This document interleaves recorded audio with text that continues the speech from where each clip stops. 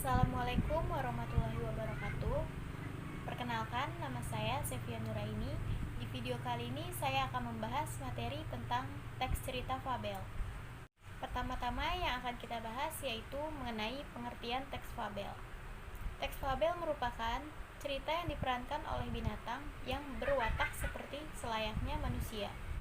Lalu latar tempat cerita fabel pada umumnya yang biasa menjadi tempat tinggal seekor binatang.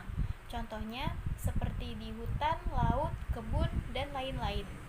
Cerita fabel juga bukan hanya sebagai hiburan, tetapi di dalamnya dimasukkan pesan atau amanat bagi para pembacanya.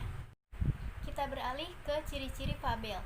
Ciri-ciri fabel sendiri dibagi menjadi 5. Yang pertama, tokohnya binatang. Yang kedua, watak seperti manusia. Yang ketiga, konflik yang ada di dalam cerita diambil dari kehidupan nyata seorang manusia. Yang keempat, ada latar. Latar dibagi menjadi 3. Yang pertama, latar tempat, latar waktu, dan latar suasana. Dan ciri-ciri fabel yang terakhir yaitu memiliki amanat. Selanjutnya, kita akan membahas tentang struktur teks cerita fabel. Struktur teks cerita fabel dibagi menjadi 4. Yang pertama, orientasi. Yang kedua, komplikasi. Yang ketiga, resolusi. Dan yang terakhir, koda. Kita akan membahas satu persatu struktur teks cerita fabel. Yang pertama, kita akan membahas orientasi.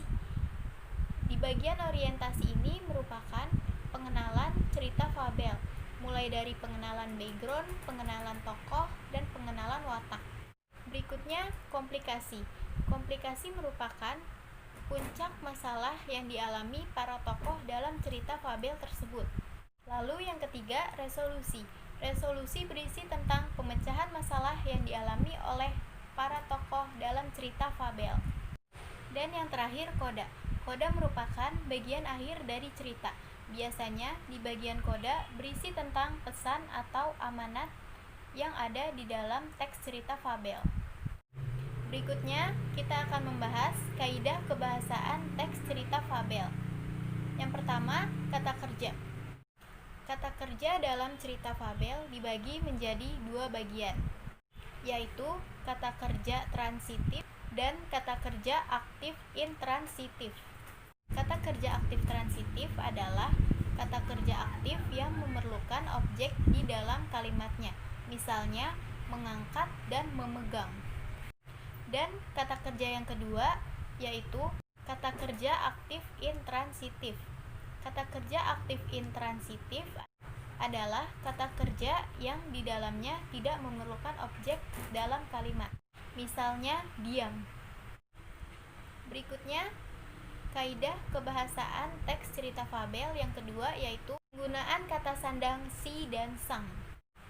Contoh penggunaan kata si dan sang dalam cerita fabel. Contoh kalimatnya adalah sang semut berkeliling taman sambil menyapa binatang-binatang lainnya. Kaidah kebahasaan teks cerita fabel yang terakhir yaitu penggunaan kata hubung, lalu, kemudian, dan akhirnya. Kata lalu dan kemudian memiliki makna yang sama. Kedua kata itu digunakan sebagai penghubung antar kalimat dan intra kalimat. Sedangkan kata akhirnya digunakan untuk menyimpulkan dan mengakhiri sebuah paragraf atau kalimat dalam teks.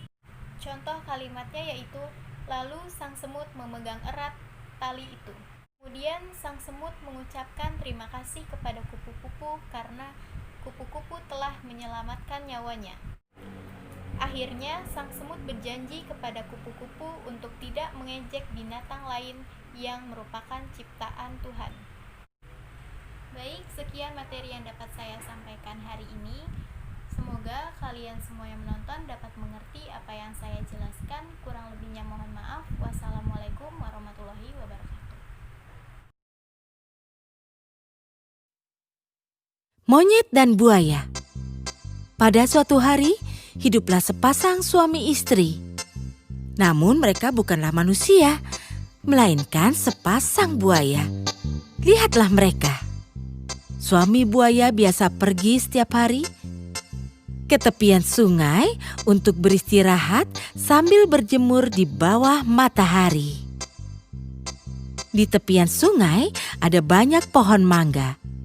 Dan pada musim mangga, pohon mangga itu penuh dengan mangga yang matang dan besar. Monyet yang tinggal di pohon sering datang setiap hari untuk memakan mangga matang yang lezat. Monyet dan buaya sering bertemu setiap hari. Dan seiring hari demi hari, mereka pun berteman.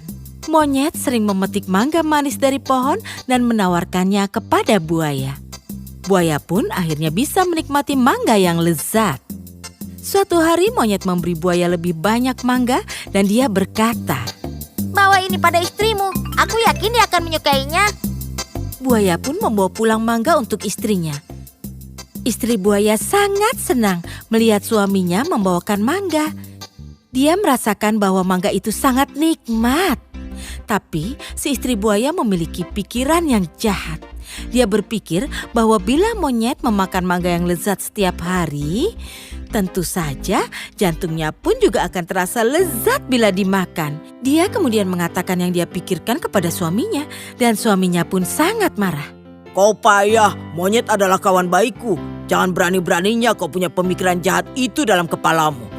Tapi istri buaya amat keras kepala. Dia lalu berhenti makan dan tidak mau menyentuh satu makanan pun ke dalam mulutnya. Dia tidak ingin berkompromi. Yang kuinginkan hanyalah jantung monyet dan aku ingin kau membawakannya padaku. Akhirnya suaminya mengalah dan memutuskan melakukan keinginan istrinya. Dengan sedih dia berjalan ke tepi sungai. Kini dia harus terpaksa berbohong kepada monyet. Karena dia tahu monyet tidak akan datang bila dia mengatakan yang sejujurnya. Suami buaya bilang, Istriku sangat menyukai mangga lezat yang kau berikan padanya. Jadi kini dia ingin mengundangmu ke rumah kami untuk makan siang. monyet tidak tahu mengenai rencana jahat ini dan dia menerima undangannya. Monyet melompat ke punggung buaya dan mereka pun segera berangkat.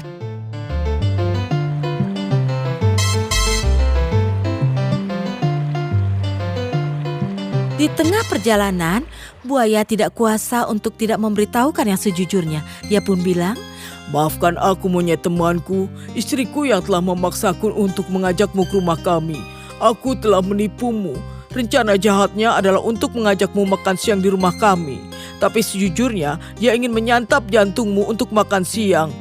Apa yang harus kulakukan? Ya Tuhan, monyet pun mulai bergidik mendengarnya. Tapi dia sangat cerdik dan langsung memikirkan sebuah rencana. Dia berkata, Benarkah? Kenapa kau tidak mengatakan hal ini dari tadi? buaya pun kebingungan. Kenapa? Apa yang terjadi?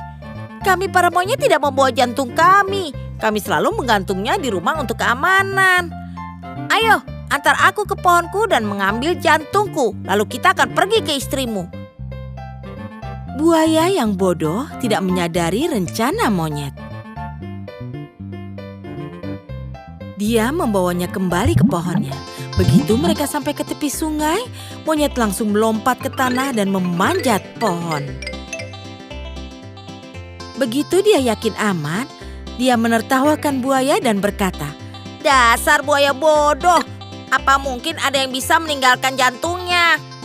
Kau menipuku, tapi aku mempermainkanmu. Inikah caramu membalas persahabatan kita? Kini kembalilah pada istrimu yang jahat dan jangan pernah kembali.